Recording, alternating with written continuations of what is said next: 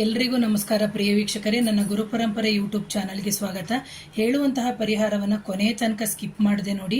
ಎಷ್ಟೋ ಜನ ಏನು ಮಾಡ್ತಾರೆ, ಸುಮ್ಮನೆ ಕಮೆಂಟ್ ಮಾಡೋದು, ಮತ್ತೆ ನನಗೆ ಫೋನ್ ಮಾಡಿಬಿಟ್ಟು ಮೇಡಮ್ ಅದು ಯಾವಾಗ ಮಾಡಬೇಕು, ಇದು ಯಾವಾಗ ಮಾಡಬೇಕು ಅಂತ ಹೇಳ್ತಿರ್ತೀರಿ.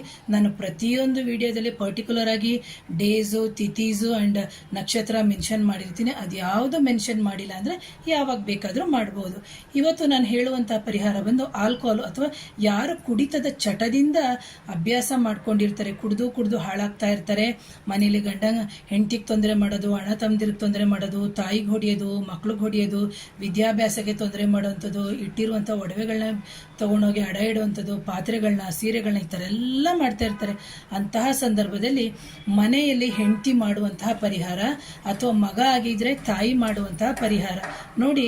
2 ಕ್ವಾರ್ಟರ್ ಬಾಟ್ಲ್ ತರಿಸ್ಕೋಬೇಕಾಗುತ್ತೆ. ನಿಮ್ಮ ಗಂಡ ಅಥವಾ ನಿಮ್ಮ ಮಗ ಯಾವುದನ್ನ ಕುಡಿತಾನೆ ಅಂತ ನೀವು ತಿಳ್ಕೊಳ್ಳಿ. ದಯವಿಟ್ಟು ನಗ್ತಾ ಇದ್ದೀನಿ ಅಂತ ಬೇಜಾರು ಮಾಡ್ಕೋಬೇಡಿ. ಎಷ್ಟೋ ಜನ ಮನೆಯಲ್ಲಿ ಈ ಸಮಸ್ಯೆಗಳು ಇದೆ. ನನಗೆ ಮೊನ್ನೆ ಯಾರೋ ಫೋನ್ ಮಾಡಿ ಕೇಳ್ತಾ ಇದ್ರು, ಮೇಡಮ್ ಏನು ಮಾಡೋದು ಅಂತ. ಸೊ ಅದು ಈ ಪರಿಹಾರ ಅವ್ರಿಗಾಗಿ ಕೊಡ್ತಾ ಇದ್ದೀನಿ. ಆ ಕ್ವಾರ್ಟರ್ ಬಾಟಲ್ನ 2 ಹೊಸದಾಗಿ ತರಿಸ್ಕೋಬೇಕು. ಅದು ನಿಮಗೆ ತರಕ್ಕೆ ಸಾಧ್ಯ ಆಗಲ್ಲ ಹೆಂಗಸರಿಗೆ. ಅದ್ರ ಬದಲು ನೀವೇನು ಮಾಡಬೇಕು, ಬೇರೆಯವ್ರ ಹತ್ರ ಅದನ್ನು ತರಿಸ್ಕೊಳ್ಳಿ ಅಥವಾ ನಿಮ್ಮ ಗಂಡನ ಕೈಲೇನೆ ತರಿಸ್ಕೊಳ್ಳಿ.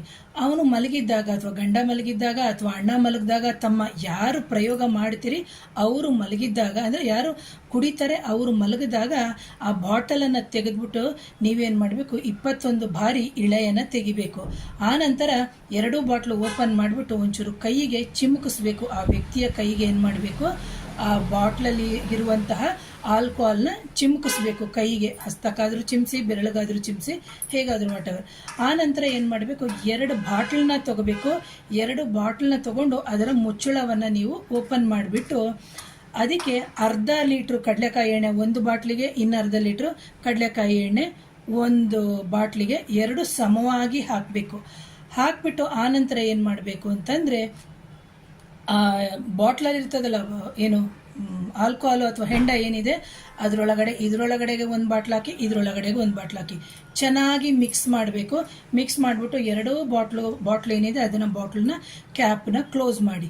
ಮಾರನೆಯ ದಿನ, ಅಂದರೆ ಇದನ್ನು ಮಾಡೋದು ಯಾವಾಗ ನೀವು ಮಾಡಬೇಕು ಅಂದರೆ ಶನಿವಾರನೇ ಮಾಡಬೇಕು, ಬೇರೆ ದಿನ ಮಾಡೋಕ್ಕೆ ಹೋಗಬಾರ್ದು. ಅದು ಶನಿವಾರ ಬಂದು ಅದು ಅಮಾವಾಸ್ಯೆ ಆಗಲಿ ಅಥವಾ ಹುಣ್ಣಿಮೆ ಆಗಲಿ, ಯಾವ ದಿನನೇ ಬರಲಿ ಶನಿವಾರನೇ ನೀವು ಮಾಡಬೇಕು.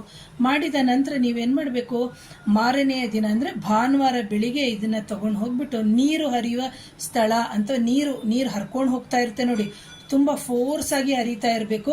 ಅಂಥ ಜಾಗದಲ್ಲಿ ಪಕ್ಕದಲ್ಲೇ ಗುಂಡಿ ಮಾಡಿಬಿಟ್ಟು ತಲೆ ಕೆಳಗಡೆ ಹಾಕ್ಬಿಟ್ಟು, ಈ ಕ್ಯಾಪ್ ಏನಿದೆ ಕ್ಯಾಪ್ನ ಮೇಲಿಡೋದು ಬೇಡ, ಹಿಂಗೆ ಉಲ್ಟಾ ಕ್ಯಾಪ್ನ ಈ ಥರ ಹಿಂಗೆ ಹಾಕ್ಬಿಟ್ಟು, ಮುಚ್ಚಳ ಇಲ್ಲಿದೆ ಅದ್ರದ್ದು ತಲೆ ಈ ಥರ, ಅಂದರೆ ಮೇಲ್ಭಾಗ ಹಿಂಗೇನಿದೆ ಅದನ್ನು ನೀವು ಹಾಕ್ಬಿಟ್ಟು ಗುಂಡಿ ತೋಡಿ ಹಾಕಿ ಬರೋದ್ರಿಂದ ಏನಾಗುತ್ತೆ ಅಂತಂದರೆ, ನಿಮ್ಮ ಮಗ ಅಥವಾ ನಿಮ್ಮ ಅಣ್ಣ ಅಥವಾ ನಿಮ್ಮ ತಮ್ಮ, ನಿಮ್ಮ ಗಂಡ ಏನಿದೆ ಕುಡಿಯೋ ಚಟವನ್ನು ಕಮ್ಮಿ ಮಾಡ್ತಾರೆ, ಕ್ರಮೇಣವಾಗಿ ಕಮ್ಮಿ ಮಾಡ್ತಾರೆ.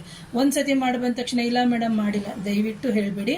ಪದೇ ಮಾಡಬೇಕು. ಯಾಕಂದರೆ ಕೆಲವರು 15 ವರ್ಷ, 20 ವರ್ಷ, 30 ವರ್ಷ ಆ ಥರದಿಂದ ಕುಡ್ಕೊಂಡು ಬಂದಿರ್ತಾರೆ.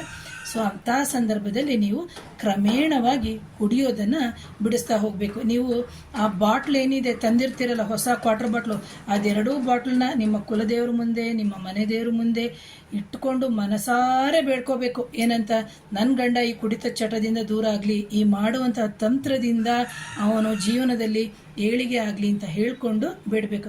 ಅಯ್ಯೋ ಕುಡಿತಾನೆ ಅಂತ ಬೈಕೊಂಡು ಮಾಡಬೇಡಿ.